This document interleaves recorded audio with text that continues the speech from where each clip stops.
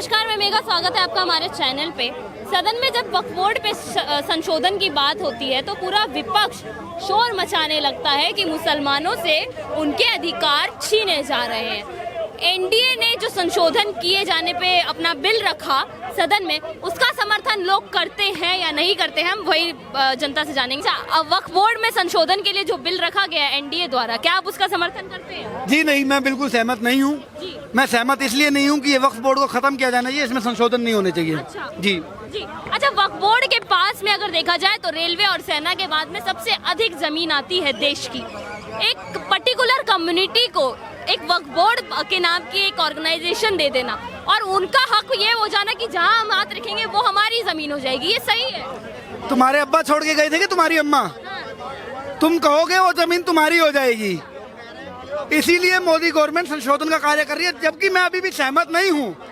इस सरकार को, इस वक्फ बोर्ड को खत्म किया जाना चाहिए। अगर आप संशोधन भी कर रहे हैं तो अच्छा कार्य है, चलिए ठीक है, कुछ तो आपने एक स्टेप आगे बढ़े आप।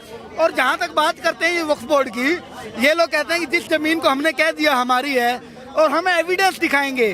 अरे एविडेंस दिखाने वालों, तुम्हारा इतिहास 1400 साल पुराना, अगर सनातन बोर्ड बना दिया जाए और सनातनी अगर एविडेंस दिखाने लगे अपने ग्रंथों के हिसाब से, अपने वेदों के हिसाब से, तो तुम्हें यह पता है क्या अफगानिस्तान से लेकर इंडोनेशिया तक पूरा का पूरा अखंड भारत हमारा है। तुम 4 पीढ़ियां ऊपर जाओ, कोई ना किसी रामलाल श्यामलाल की औलाद निकलोगे। तो कहते हैं सर, वो तो पीढ़ियों से ही मुसलमान रहे हैं, अपने आप को वो हिंदुओं के वंशज मानते ही नहीं है। अब अगर कोई पड़ोसी को पापा कहने लग जाए तो पड़ोसी पापा हो जाएंगे क्या?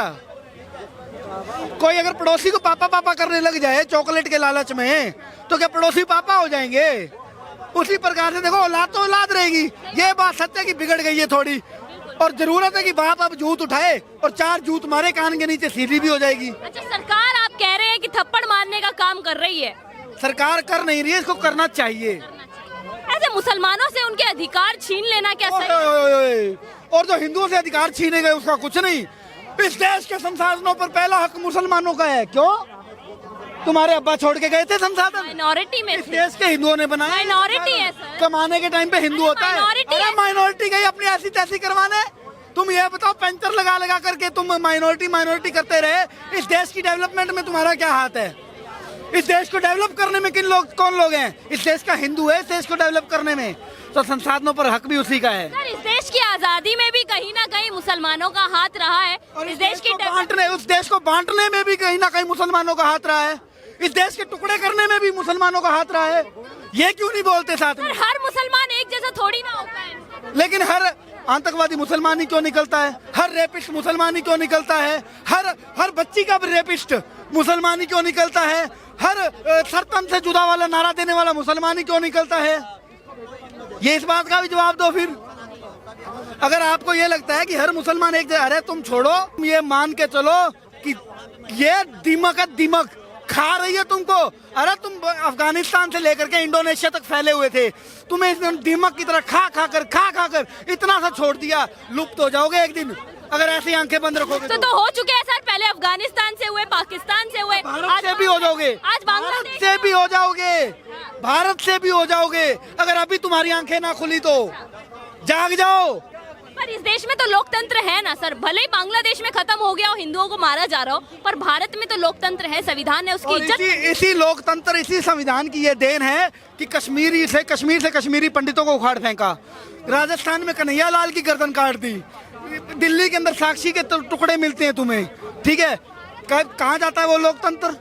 कहाँ जाता है संविधान उस समय पर? क्या एक ही कम्युनिटी ने ठेका ले रखा है क्या सारा? कोई छोड़कर बॉलीवुड रफा के टाइम पे तो बड़ा बोल रहा था, all eyes on Rafah, all eyes on रफा।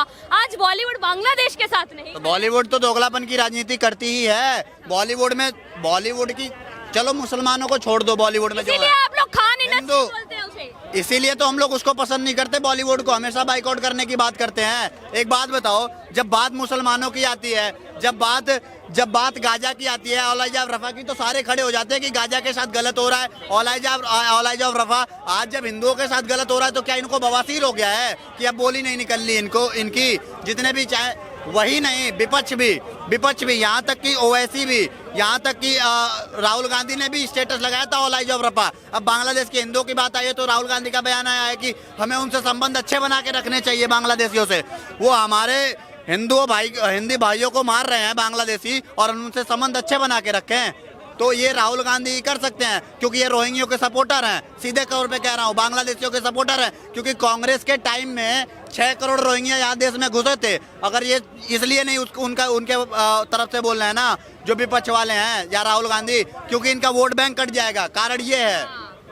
कैसे देखते हैं भैया बांग्लादेश की सिचुएशन? देखिए, बांग्लादेश में जो हो रहा है इस टाइम पे, एक कट्टरपंथी मानसिकता, जो इस्लामिक कट्टरपंथी इस्लामिक आतंकवाद है, उसको दिखा रहा है। मैं बता दूं, जो जिनोसाइड चल रहा है आजकल, पूरा विपक्ष शांत बैठा है। सुनिए, यही विपक्ष, अगर एक मुस्लिम विक्टिम होता है, कोई दिक्कत होती है, हो हल्ला मचाने लगता है मोदी सरकार में, मुसलमान खतरे में। लेकिन आज जब हिंदुओं का जिनोसाइड किया जा रहा है, कत्लेआम किया जा रहा है, नरसंहार किया जा रहा है, तो एक भी विपक्षी नेता, चाहे राहुल गांधी हो चाहे अखिलेश यादव, इनकी जुबान नहीं खुलती, क्योंकि इनका वोट बैंक प्रभावित हो जाएगा। अभी देखिए अयोध्या में भाईचारा, हिंदू मुस्लिम भाईचारा था ना। कौन सा मुसलमान आवाज उठा रहा है बांग्लादेश के हिंदुओं के? कोई मुसलमान सड़क पे नहीं है। बता दो आप, एक भी मुसलमान सड़क पे क्यों नहीं विरोध करता? मैं कह रहा हूँ, जो मुसलमान अपने आप को अच्छा बताता है, वो इन गलत चीजों का विरोध करने क्यों नहीं आता? आतंकवादियों को खुलकर विरोध क्यों नहीं करता? अच्छा, मेरा आखिरी सवाल आपसे ये रहेगा सर, क्या इसीलिए वक्फ बोर्ड में संशोधन, CAA, NRC, UCC इस देश में जरूरी है? वक्फ बोर्ड है क्या? मेरे को आप बताओ।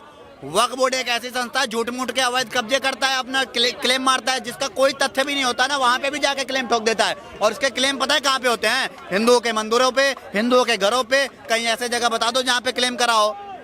और जहाँ तक की बात रही वक्फ बोर्ड की, चाहे किसी भी चीज की, 1 मिनट मुसलमानों के लिए बात कर सकते हैं। मजार बनाना उनके लिए सही नहीं है, उनके धर्म में है, इस्लाम में नहीं है, ठीक है? मजार नहीं बना सकते। तो हर जगह, चाहे रोड पे, चाहे रेलवे स्टेशन पे यहाँ तक देख लिए कि वहाँ पे मजार बना के अगरबत्ती दिखा रहे हैं, पूजा कर रहे हैं। तो मतलब जैसे इस्लामिक कट्टरपंथी देशों में मजार जैसा कोई चीज नहीं है। ये भारत में ही जबरदस्ती जो है, ये कांग्रेसी नेताओं द्वारा ये चीजें, वक्फ बोर्ड जो बना था, ऐसी कोई भी संस्था दुनिया के किसी इस्लामिक देश में नहीं है। ये जबरदस्ती बस हिंदुओं को परेशान करने की, बस देश को मुस्लिम राष्ट्र बनाने की साजिश है विपक्ष की।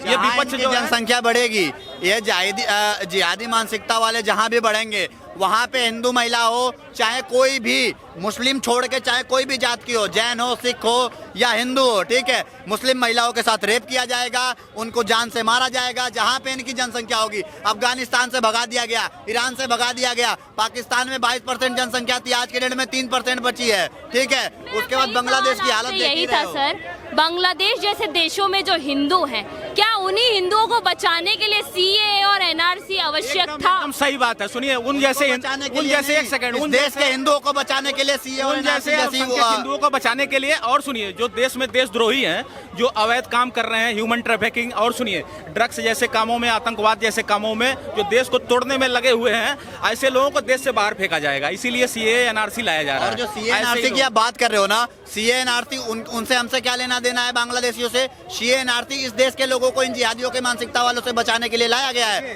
एक्सक्यूज मी, मोदी जी को हम लोग किस लिए लाए हैं? मोदी जी हिंदू हृदय सम्राट हैं।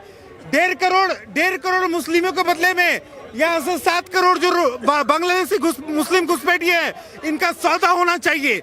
वहाँ के सरकार को डायरेक्ट फोन करके बोले। आप ये कहना चाह रहे हैं कि वो वहाँ हिंदुओं को मार रहे, तो आप लोग यहाँ रोहिंग्या मुस्लिम? नहीं, वहाँ के सारे हिंदू इधर आएंगे और यहाँ से 7 करोड़ घुसपैठिए बांग्लादेशी सरकार यहाँ से भेजेगी।